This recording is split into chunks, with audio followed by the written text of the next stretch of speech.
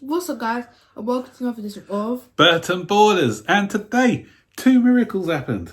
Which one? Werner scored a goal and Kepa kept a clean sheet.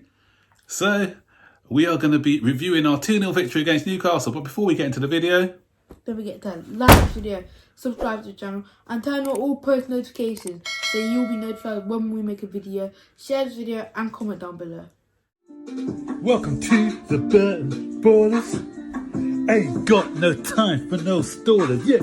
We are the risers, we're not the fallers. Our channel is growing wider and taller. Yeah, we're here to give you the news about your dear beloved Blues, yeah. So if you like this YouTube channel, like, subscribe, and turn on that bell. Yeah.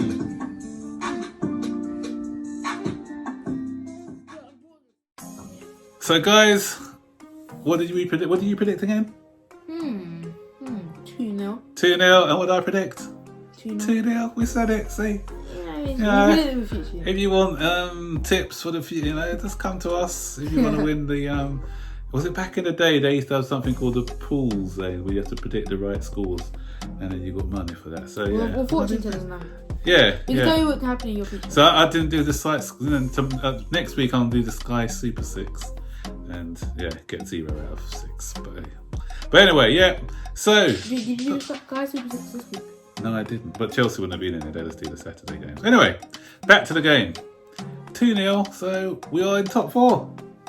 We are eventually in the top 4. But Zane, it was a game of 2 halves, wasn't it? First half I thought we were very good. Second half, not so good. But we managed the game well, didn't we? And so that's the thing. So, what's your thoughts on the first half then? I feel like we were very positive, and through corners we were creating a lot of shots. But let's start at the beginning. Actually, we forgot team selection. Everyone was shocked because the teams came out and Kepa was in goal with what? And Zane, not only are we masters at predicting, we are masters at select. We actually, apart from Kepa, if it wasn't for Kepa, we'd have got the team spot on. You know that? Our selection was spot on apart from the Kepa. Remember I said Abraham was going to be up front, Werner was going to be playing, and Mount. So we got the midfield right, we got the defence right, but he went and he went and messed it up. Yeah, he went and messed it up by putting in Kepa. And you know what, Zane?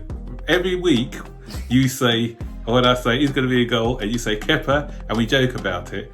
And you didn't do it this week, did you? You didn't do it this week. And lo and behold, Kepa was in goal. But I'm taking that as a win, though, wasn't it? So we got all the outfield players spot on, and for us to guess of Baggy's coming on soon. We're coming on soon, Baggy. He's doing a live, yeah. So for us to guess a Thomas Tuchel team, you got to give us props for that, guys. So yeah, so that's, yeah, brilliant. So that's another good performance for us, wasn't it? But anyway, so first half, as you said, Newcastle surprised me actually because they must have lost the keys to the bus and the aeroplane because they came out with a little bit more positive today. They had a 4-3-3 formation, and rather than playing a low block, they're playing more of a mid block, and they were trying to press us at times as well, which was like a surprise. And they tried to get more numbers in the midfield to getting 3 against our 2 in the midfield. So yeah, so that was a bit that gave us a bit more space to operate in. So that was good. But Timo Werner. First of all, let's go to the penalty at 0-0. The Lascelles one. Do you think that was a penalty on Tammy Abraham? First of all, he got the ball, but it was really bad getting the ball. Yeah, he got the ball, but it's just like really. If he hadn't got the ball, that probably would have been like a red. But you know what? I thought he did get the ball first, but then some people said he came in a bit recklessly from behind. But as Gary Neville said, what Tammy did, Tammy put his foot out towards Lachelle, trying to win the penalty. Had he just concentrated on going in on goal, he may have scored, or he may have got the penalty anyway. So for me, it wasn't a penalty, but I've seen them given. Like if you look at the Arsenal one, the same thing that left back Tierney did for Reece James. He just dangled his leg out. So, and Manchester United do that all the time. What didn't that Martial do that? So what I want is consistency. I wouldn't have given it as a penalty personally, but there's no consistency in VAR. You've got to be wearing a red Manchester United shirt or a red Liverpool shirt and be Salah or Fernandes to get those penalties, because Chelsea don't. And we're going to talk about one later in the second half. Yeah, it was, as I said, I wouldn't give that personally myself, but for consistency, probably should have been a penalty. But anyway, that didn't matter, did it? Because a bit later, great run by who again? Timo Werner again. Timo Werner. He was looking decent on that left. Now he was mainly playing on the left, wasn't he? Although his role was more of an inside left, he was playing more on the outside, wasn't he?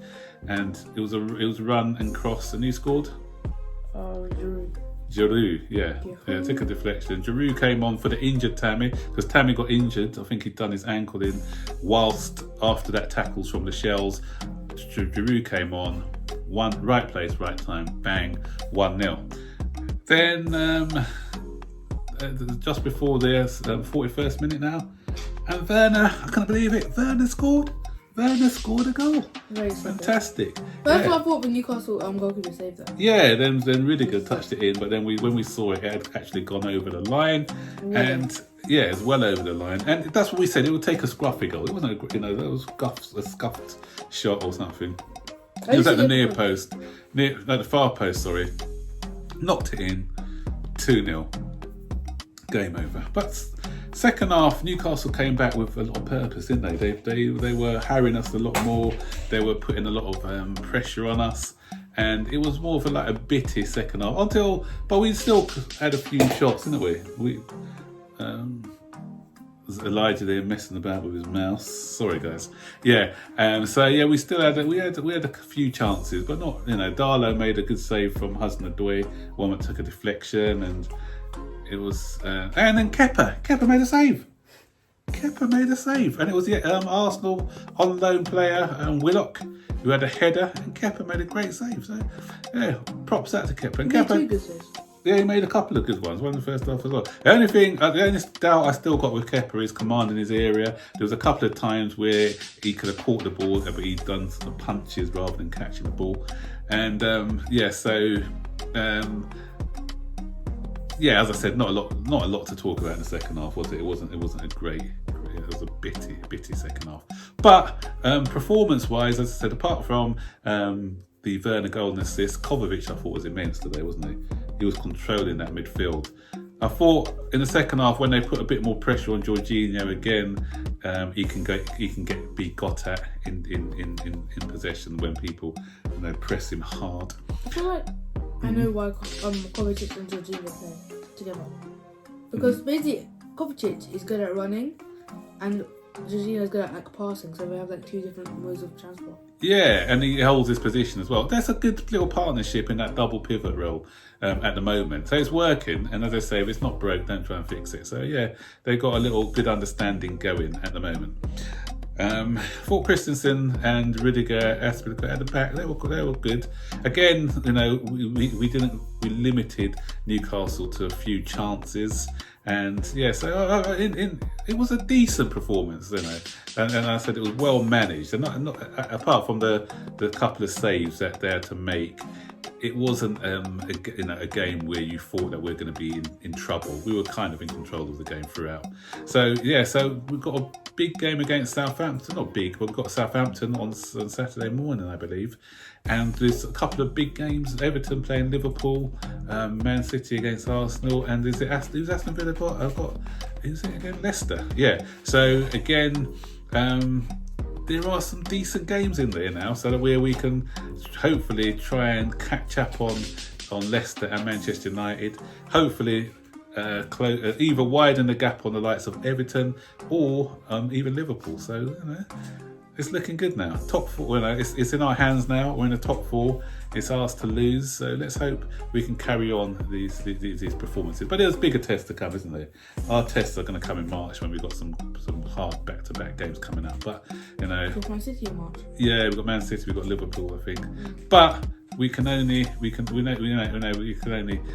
beat those that are in front of us. And at the moment, we're doing a good job of it. So Tuchel, 3 wins out of 4, only 1 goal conceded. An opposition player still hasn't scored against Tuchel. So, reasons to be cheerful. So that's it, guys. Your turn now. Comment below. What do you think of the match? Who was your man of the match? And any other comments that we've missed out that you'd like to put in the comments field, let us know.